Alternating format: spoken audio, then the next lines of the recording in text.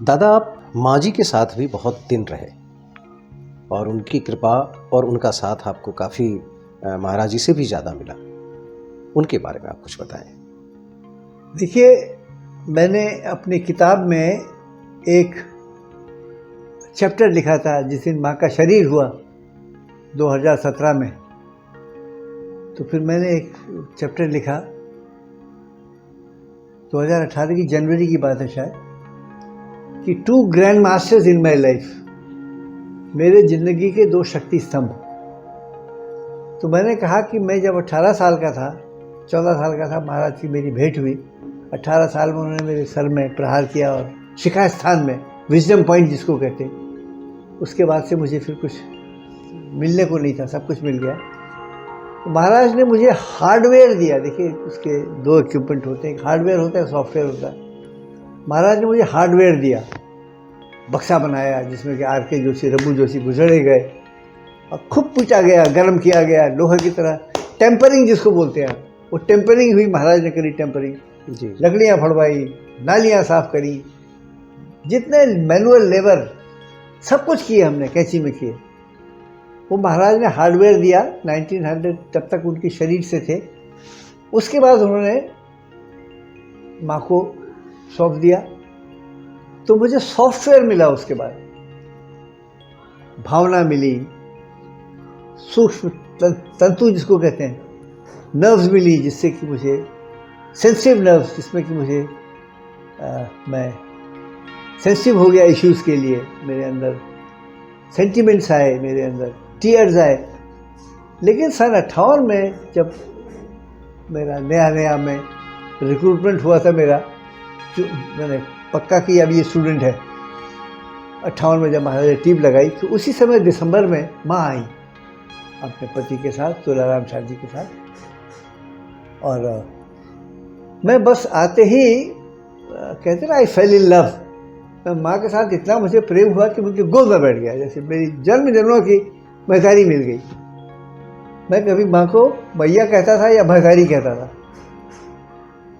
आत्मीयता है ना, आपको क्या करोगे, माँ के साथ रिश्ता है। तो वही फिर मैं माँ का, महाराज का हरकारा हो गया। महाराज जा माँ से कह दे, ऐसा कह दे। फिर माँ से जा रब्बू ऐसा कह दे। माँ कहीं और ठहरती थी अपने परिवार के साथ। तो मैं माँ और महाराज के बीच में हरकारा भी था, यहाँ से जवाब इधर, इधर से जवाब इधर, और बड़ा मज़ा आता था मुझे उसमें। आई फेल्ट कि मैं I am very much wanted by both of them. अपनापन इतना नज़दीक का था। अब जहाँ तक महाराज की माँ के साथ कंटिन्यूटी का सवाल है, ये मन मुझे हमेशा था, ये महाराज का काम यही आगे बढ़ाइए।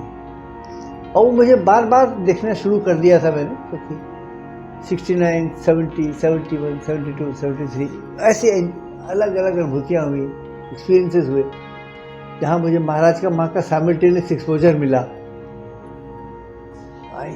मैंने लोग चीज़ों को होते देखा।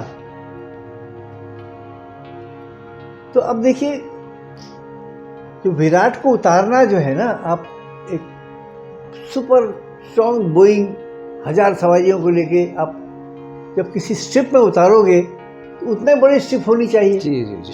तो माँ भी उतना ही तैयार थी विराट को, मजाक थोड़ी है विराट को आत्मसात करना उसके लिए। और जो उसने जब एक बार उतार दिया आपने विराट को, तो सोई जाने ही देहु जनाई, जाने तो तुम्हें ही हो ही जाए। एक बार उसी को जना सकते हो जो कि जानना चाहे आप जिसको जनाना चाहो। सोई जाने यही देहु जनाई, और जाना तुम्हें ही हो जाए। एक बार जब तुमको जान लिया तो स्वयं तुम हो जाते हो। लेकिन यहाँ पर बड़प्पन क्या होता है कि जानने के बाद भी आप हमेशा उसको डेडिकेट करते हो। एक बार एक आदमी ने मुझसे पूछा कि राम और हनुमान में क्या फ़र्क है। तो मैंने कहा कि राम जो है वो परम सत्ता है, और हनुमान जो है परम सेवक है। वो हनुमान इतनी सेवा करता है राम की, इतनी सेवा करता है राम की, कि स्वयं राममय हो जाता है। तो फिर मैंने एक उसको बताया, मैंने कहा देखिए, आप प्यूपा टू बटरफ्लाई, जब तितली पैदा होती है कैसे होती है, वो प्यूपा से बड़ी बाद में डेवलपमेंट होके और तितली बनी, उड़ गई, तो फिर प्यूपा नहीं रहेगा, या तितली रहेगी या पीपा रहेगा। नदी चलती है हिमालय पर्वत से, घूमते घामते कहीं से भी चली, ढूंढते ढांढते, पत्थर फोड़ के, रास्ते में थपेड़े खाते खाते अल्टीमेटली वो फिर कहाँ पहुँचती है? गंगा सागर में पहुँची। और जब एक बार वहाँ पहुँच गई तो कहाँ फिर रह गई गंगा? वो तो सागर हो गई। यही जो है वो जीव और उसका वो है जी। राम का, हनुमान का यही वो है। लेकिन जब हनुमान स्वयं राम हो जाता है अपनी साधना से, या राम ने खुद कहा कि यार तू मेरे बराबर हो गया, आजा, ये आप जोड़ते रहो अपने हिसाब, तो फिर वो राम जो है वो हनुमान जब जान भी जाता है वो स्वयं राम हो गया, और अपने मुंह से कभी नहीं बताता, वो कहता है प्रभु करेंगे। जी जी जी। तो वही माँ के साथ जब माँ ने स्वयं में जब समर्थ हुई माँ, कभी भी उन्होंने आज तक नहीं कहा, आज तक कभी नहीं कहा कि ये मैंने किया।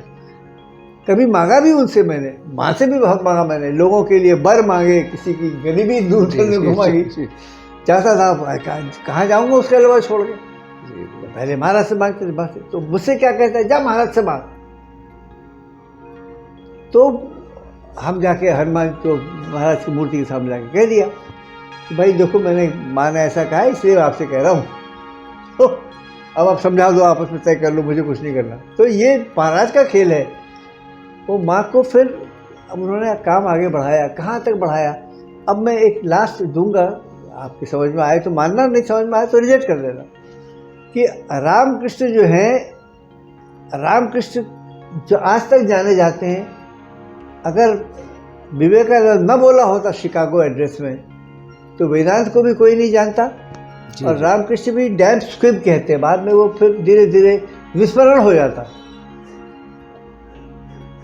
बोलने वाले थे उनके बारे में, विवेकानंद ने बोला, उसी तरह से माँ ने महाराज का काम आगे बढ़ाया।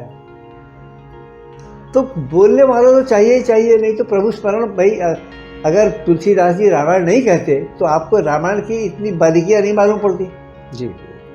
वो तो संस्कृत में थी वाल्मीकि की, तो सब पढ़ नहीं पाते। और राम का देवत्व तो प्रभुत्व अगर सूरदास ने गा के वो नहीं किया होता तो कृष्ण भी जो है वो तो भक्ति युगीन धारा में, जो 14वीं सदी में राम आए, तुलसीदास आए, लक्ष्मण, वो कबीर, वो कबीरदास जी आए, सूरदास जी आए, उद्धव जी आए, केशवदास जी आए, भूषण आए, रसखान आए, सत्य बिहारी आए।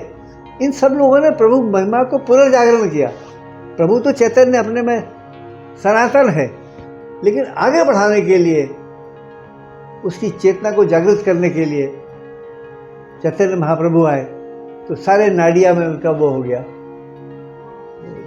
रामानंद आए 14वीं सदी में, शंकराचार्य आए, तो पुनर्जीवित करके फूंक के चले जाते हैं वो। ऐसे ही प्राण फूंकने के लिए फिर आप कल आप बोलोगे, आप बुलाओगे, महाराज का काम आगे बढ़ाओगे। जो मेरे भक्त लोग सुन रहे हैं, आप सब किसी मतलब से रोके गए हो, आप अपना अपॉइंटमेंट इसीलिए हुआ है आपका, क्या महाराज का काम आगे बढ़ाएंगे।